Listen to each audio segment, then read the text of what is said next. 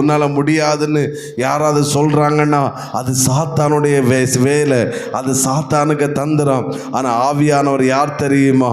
உனக்குள்ள ஒரு நம்பிக்கை தருகிறாரு. உன்னால நடக்கும், உன்னால் முடியும். ஆமென் சொல்லுங்க பார்க்கலாம்.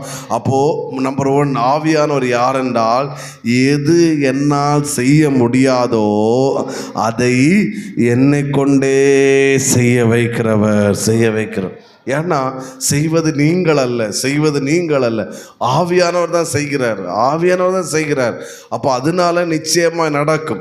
உங்கள் மாம்சத்தில் நீங்கள் செய்றீங்கன்னா நீ ரிஜெக்ட், இன்னொருத்தரை சூஸ் பண்ணுவார். ஆனால் அப்படி அல்ல, நீங்கள் அல்ல செய்வது, உங்களுக்குள் இருந்து ஆவியானவர் என்ன செய்கிறார். நமக்கு தெரியும் மற்றவருடைய பார்வையிலே, ஆமேன் மற்றவருடைய பார்வையிலே யோசேப்பு சொப்பனத்துக்கு அர்த்தத்தை சொன்னான்னு தான் இருக்கும்.